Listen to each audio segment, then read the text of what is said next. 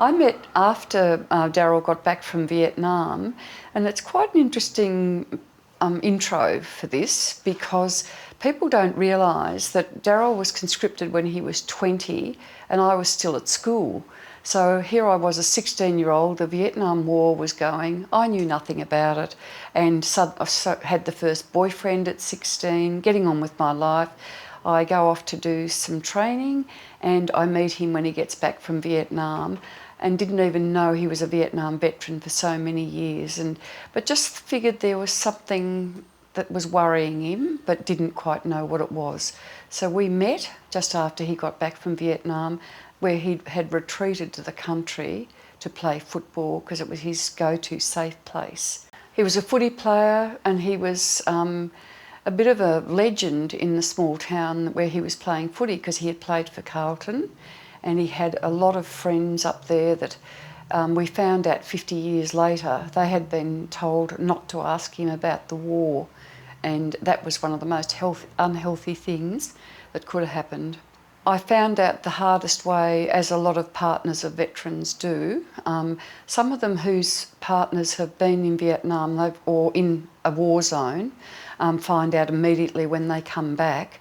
But for me, it was as the world started to unravel. And I was busy studying, 3 little kids under the age of 4, and had this person literally springing off the ceiling. It was just awful. Couldn't work out what was wrong. Found out from one of his mates, and thank God for the mates. And that's the absolute strength of the veteran community. It's not even so much an RSL, it's the veteran community, and had picked up that something was really wrong. And he was the 27-year history of having a breakdown, whereas some of them come straight back and they have a breakdown immediately. He had his 27 years later, and he'd been able to cope with a very successful career. He was drinking a little bit too much, but it wasn't to excess. It was more that his anxiety and depression and PTSD was coming, which I now know what it was, but I didn't at the time. I'll put it this way, it's because it's a little bit easier when you're talking to a lot of the other veterans. They have a set of symptoms that come out, and you can have about 7 to be diagnosed, this is my guess, 7 to be diagnosed with PTSD. And that'll be anxiety, it'll be controlling the perimeter, keeping your family safe, and a lot of other high intensity things, and aggression, very much aggression. And I used to feel sorry for the kids because they were normal teenagers dropping towels on the ground and, you know, drop and run as you do. And there'd be, oh my God, the towels are on the floor, or there'd be that, or where are they? Are they safe? Are they? And I'd go out and where have you been? And it wasn't the controlling, it was a matter of keeping the parameters safe. So that just escalated. And one night I got up, he wasn't in bed, and he was doing a border on the garden beds at 4 o'clock in the morning. And I said to him, and I stupidly tapped him on the shoulder, and he turned around and he thought I was the enemy attacking him, and he literally went for me. And what he was doing was making the perimeter safe behind the wire, because a veteran can go into the military service, but they may not be a combat veteran. They may be back at base doing payroll, doing cooking, doing whatever. Daryl spent his entire time out beyond the wire in a full combat position, and he would have described some of the things he saw, and that's just horrific for anybody. These were 20-year-old kids. He celebrated his 22nd birthday in the pits of Vietnam. So how do you recover from that? But the hardest thing is to try and get them to get help, because they do not understand that they need help. I think most of the partners of veterans who have been in combat zones, and I keep stressing that, will say that there's a degree of anger because it has a huge impact on your life, a degree of hopelessness because you suddenly, for me, this was my personal experience, I suddenly became the sole breadwinner, the sole supporter, and you've got young children at the time and you're trying to run a family. So for the start, it's the anger and all the other stuff that goes with it, and then that absolute hopelessness. And we've got to remember that with a lot of the veterans, especially Vietnam, there was no support for those guys when they came back. And I was absolutely desperate. I remember at one stage having $50 in my wallet, and I thought, what the heck am I going to do? And I rang my mum, who'd been through the First and Second World War, and she said, Robyn, there's something wrong. That man needs some help. And she came down from the country with some family. And then there's that awful journey of, distressing journey of getting a diagnosis, getting the help, getting them to accept the help. So there's, as I say, there's anger, there's frustration, there's hopelessness, there's incredible sadness for what they've been through. And I was hearing the story for the first time as it emerged in snippets of bodies and all sorts of horrible things, all while trying to manage a small family and work. Statistically, and it's really good looking. I'm a bit of a researcher, so I found out as much as I could about it and what PTSD meant, and if they've got an overlay of anxiety or an overlay of depression as well. But statistically, a lot of the marriages don't survive, and you'll interview some people here that they're onto their second marriage, right, because they don't survive that first marriage. The other thing is that you've got to have a bit of resilience to it. It is a journey that you would not wish on your worst enemy, because it's a constant thing, trying to keep the family together and trying to keep things as normal as, I often talk about being like a swan on the water, you know, your little feet are going like mad underneath. And often the partner, whether it be a male or a female partner, is subjected to the worst of it, the aggression and a lot of the guys are violent. And one of the bits of research I picked up, and one of the army guys said to me, Robyn, you've got to remember these guys are trained to kill. So if you've trained someone to kill, they're a killing machine. You bring them back into society without any help, what's going to happen? The aggression will rise. So we've got to remember that with a combat veteran. That's what they've been trained to do. I joined the Partners, I suppose I came in the very early days, the Partners of Veterans, and that was quite healing in many ways, because you didn't even have to talk about what was really going on. And I think it's a bit like the RSL, that comes second to the experience. And these women some of them were in terrible situations that they hadn't had a lot of help.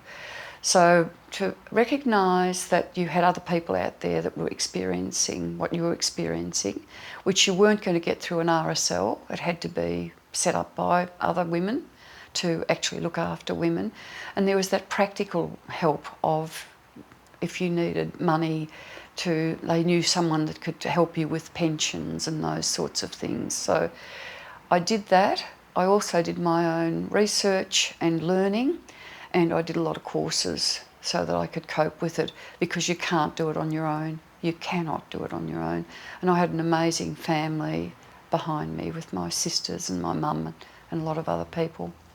So for the next generation of RSLs and members, I think the learning that they should have got from past veterans is that they will tell you they're all right. She's right, mate, I'm okay. And every generation that have been in a combat zone will tell you they're okay, because they don't want to, I think they feel it's a bit of a weakness. What happens is that the proverbial hits the fan some years later, and Daryl was a classic example of that, managed to get through so many years and then just went down like a packet of salts. And these guys need the support of an RSL, the veteran community, and I'd say that the other way around, veteran community and an RSL, in order to take them through that period. For the future generations, I'd hope that there would be a lot more forums, workshops and so on for the partners as well, so they know what they're dealing with and where to get help, because we didn't have that. We did not have it. I had to literally go through a phone book to get the help that I needed. And the thing that was most distressing for me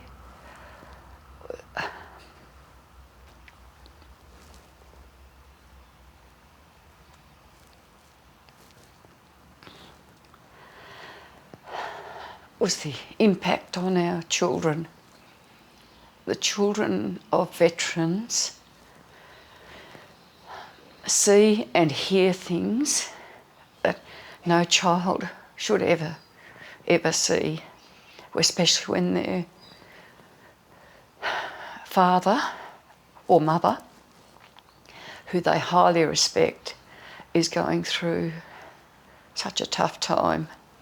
And I think that's something that's really underestimated, and a lot of the veterans don't realise that they don't see and not aware of the impact that it has on the people around them. And I'd like to see the RSLs pick that up a lot more so that they support not just the veteran, but also the families and the children. Sorry about that. It's very easy to look at the veteran as some sort of demon who's done some terrible things, but I think that there's levels, and what the children see is more that they've seen a man whose anger can escalate fairly quickly. He never ever, and they never ever really harm the children or do anything bad to the children. It's more that the children experience at a very young age situations that they don't really understand. So what happens is once they get help and they understand what they're doing, that they're escalating over a towel on the floor or those sorts of things, they settle down and they have a greater self-awareness. And what you see coming through is the absolute love of those children. And Daryl said something to me one day that just broke my heart, because he's a very kind man, and he said, "I wish to God my kids had never seen some of those things. I never did anything to them, but they saw me very angry at times and not understanding why I was so angry and why I couldn't work at times. They didn't understand that." So they're not demons, they're just very troubled people who actually need help. And the good, positive thing about it is they come out of it, and the kids come out of it with a greater love and respect and understanding of what's gone on with a veteran.